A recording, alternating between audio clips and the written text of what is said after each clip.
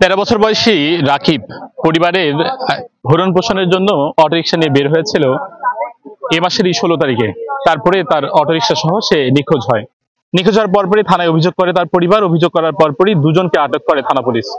এবং আজকে ঠিক কিছুক্ষণ আগে ঠাকুরগাঁওয়ের যে রহিমানপুর ইউনিয়ন রয়েছে, রহিমানপুর ইউনিয়নের এই হরিহরপুর এলাকায় তার মরদেহ পাওয়া গেছে।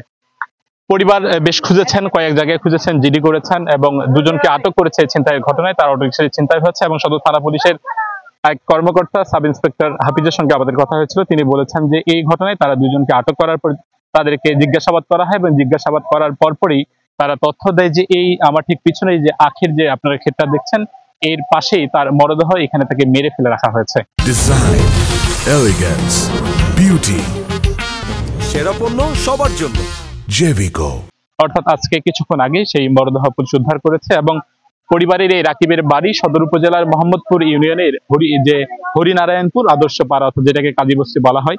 যেই রাকিব তার পরিবারকে ভরণ পোষণ করবার জন্য বের হয়েছিলেন, তার মরদেহ এখানে পাওয়া গেছে এবং তার পরিবারের স্বজন তাদেরও আহাজারি আমরা দেখেছি এবং এখানকার যারা আশপাশে মানুষ রয়েছে তারাও কিন্তু দলে দলে এক পলক দেখবার জন্য এখানে আসছেন এবং যারা পরিবার রয়েছে এবং যারা স্থানীয়রা এখানে রয়েছেন সকলেই প্রত্যাশা করছেন যাদেরকে আইনের আওতায় এনেছে এবং যারা আইনের আওতায় ধরাছোঁয়ার বাইরে রয়েছেন তাদেরকে আইনের আওতায় এনে সর্বোচ্চ শাস্তি প্রদান করা হবে।